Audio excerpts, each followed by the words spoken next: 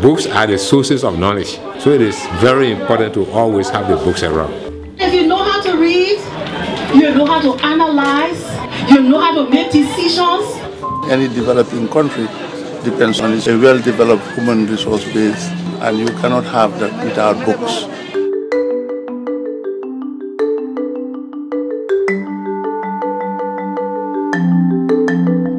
On a continent rich with natural resources, there is one resource in far too short supply. From South Africa to Gambia and schools across Liberia, schools are full of eager students, and libraries sit with empty shelves. We, the children of Liberia, we are urged to learn, but there's no way to learn. The library is here, but it has not been useful because there were no books.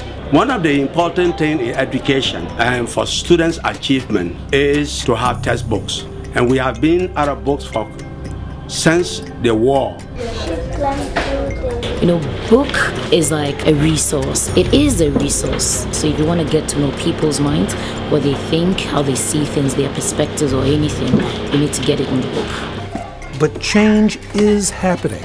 It started with one man and a simple idea. Books like this, they've been given to the children of Africa. We just have to raise the funds to get this book there. Since 1988, Books for Africa has become the largest shipper of donated books to Africa.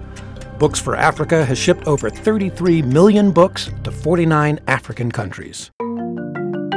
Out of our warehouse here, we ship between 2 to 3 million books a year. 1st through 4th elementary in a pile. Volunteers sort books at warehouse facilities in Atlanta and St. Paul, preparing them for shipment. College level or high school level, so that's where we're sitting here trying to determine which would be best for. Oh my gosh, I can't imagine, because books are precious to me. I don't throw away a book, you know. Just to know the fact that I can help to give, I guess, an area who do not have access to books, help in some small way.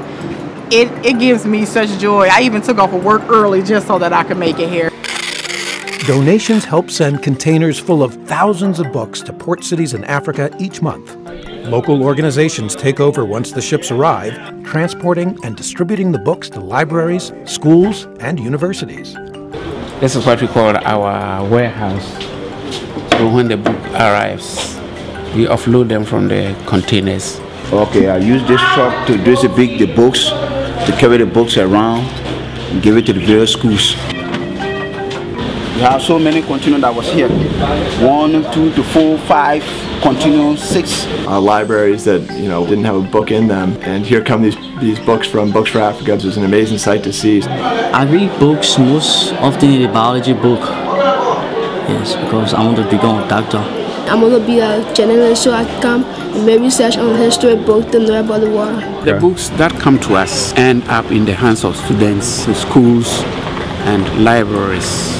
As you can see, these are the children here, their teachers. They are all eager to have these books. That our students are many, and we have over 4 or 5 students, over 1 book to do the assignment. We are very grateful. We appreciate what you have done, but we still look up to you for more supplies. You can make the difference in the life of a child, in the future of a nation. So we are very, very appreciative, and Books for Africa have contributed immensely to the development of this country.